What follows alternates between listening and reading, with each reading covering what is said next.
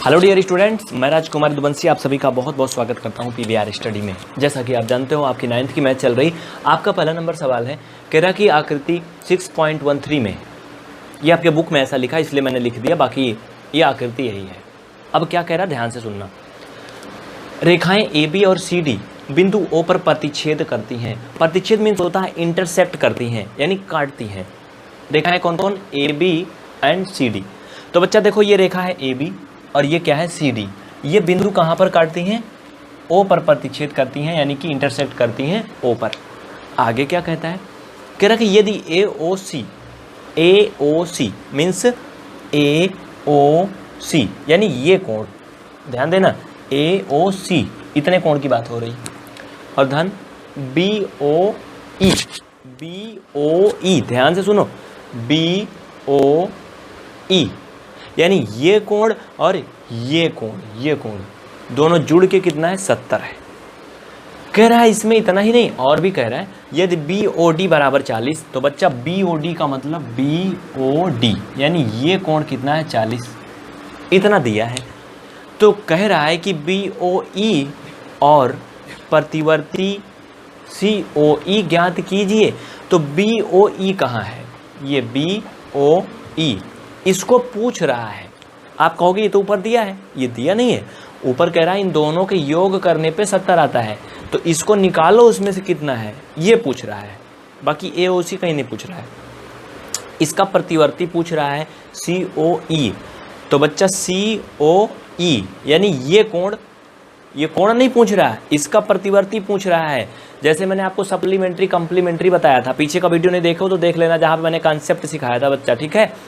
तो पहले उसको निकालोगे तब प्रतिवर्ती कर पाओगे ना। जैसे एक छोटा सा एग्जांपल जान लो, अगर आपको कहा जाए किसी भी संख्या का मतलब विलोम ज्ञात करना, उल्टा ज्ञात करना, तो पहले आप वो संख्या जानोगे तब विलोम करोगे ना। तो वैसे क्या करना है, इसका प्रतिवर्ती करना है। पहले आप इस कोण को निकालोगे तब इसका प्रतिवर्ती करोगे, है ना। चलिए अब कुछ कॉन्सेप्ट के अकॉर्डिंग हम इसको हल करते हैं। देखो बच्चा, इसमें हम एक चीज़ देख रहे हैं, दो रेखाएँ हैं, एक ए बी है, एक सी डी है। मुख्य रेखा दो है ना, तो लिखो यहाँ पे हल लिखो रेखा ए बी पर, ध्यान से देखो, लिखो रेखा ए बी पर। रेखा ए बी पर अगर आप ध्यान दो तो आपको यहाँ पे बहुत चीज़ें दिखेंगी। वो कैसे हैं, क्या हैं, यहाँ पे मैं आपको दिखाना चाहता हूँ, ध्यान देना, अच्छे से समझना। जैसे देखो रेखा ए बी पे क्या है, ध्यान दो, ए ओ सी, हाँ बन रहा है ना भाई, ए बी पे ये बन रहा है ना, एक कोण ये बन रहा है, एक कोण ये बन रहा है, तीन कोण बन रहे हैं कि नहीं बन रहे हैं? बन रहे हैं ना। यानी हम लिख सकते हैं कोण ए ओ सी प्लस ये कोण हो गया ए ओ सी, और इसमें एक कोण बन रहा है बी ओ ई। भाई बी ओ ई ये भी तो इसी रेखा के ऊपर है, बन रहा है ना। यानी ये जो ए बी है इसके ऊपर देखो तीन कोण है कि नहीं भाई, एक कोण ये है, एक ये है, एक है, तीनों जोड़ लो, बी ओ ई। ये तो वैसे भी दिया था, लेकिन इसमें एक और है, कौन है? सी ओ ई। लिखो धन सी ओ ई, ये बराबर 180 अंश।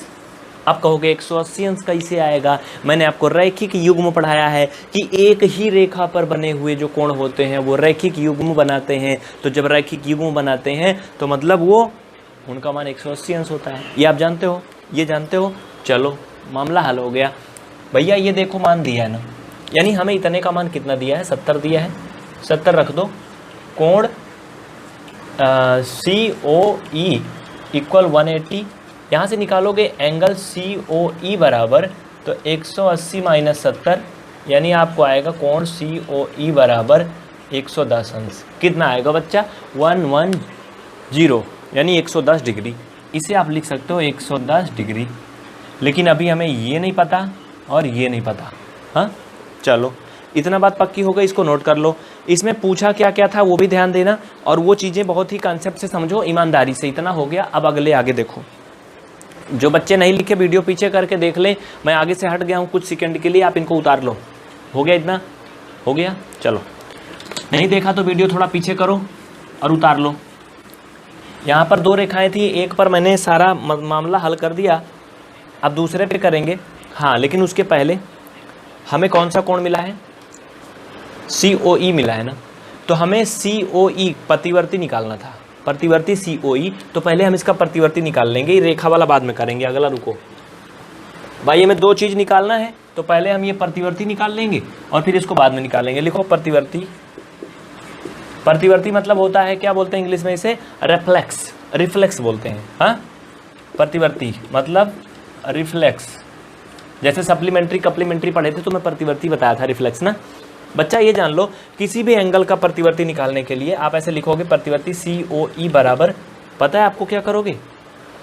उस कोण का मान जितना है, जैसे COE का मान 110 अभी आया है, उसको 360 से घटा दोगे, तो इसका जो प्रतिवर्ती है वो 250 अंश आएगा। कितना आएगा? 250 आएगा। आपका ये आंसर हो गया।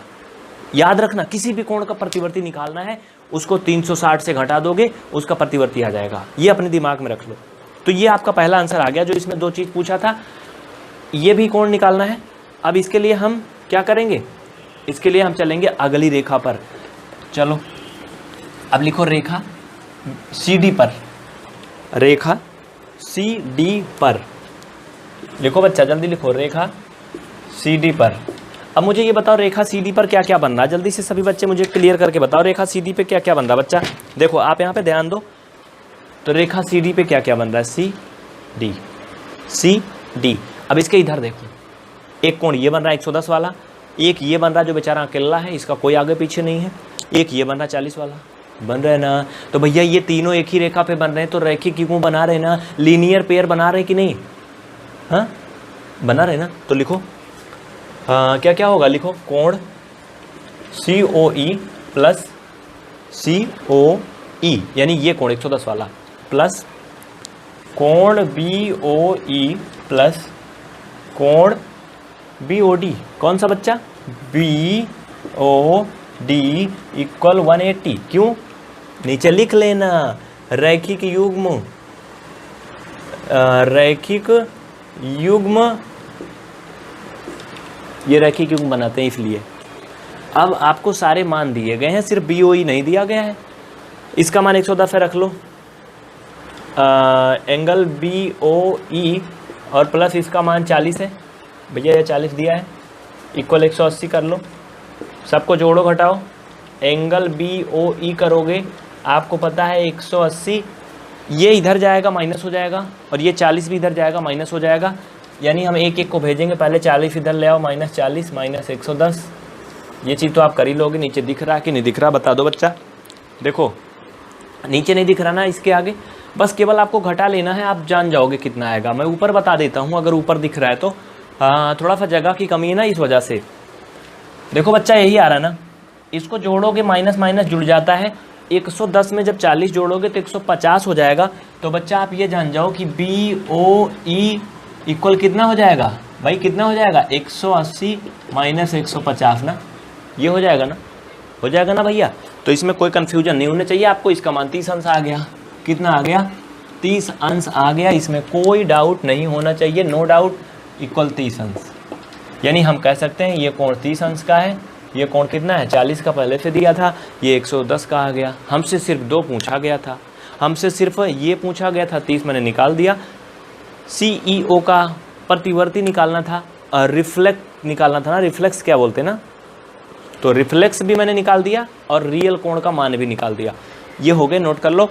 जो बच्चे नहीं लिख पाए वीडियो को पीछे करके लिखेंगे तो फिर से उनको मिल जाएगा, जो भी चीज़ें इसमें से डिलीट हुआ है। कोई टेंशन की बात नहीं है।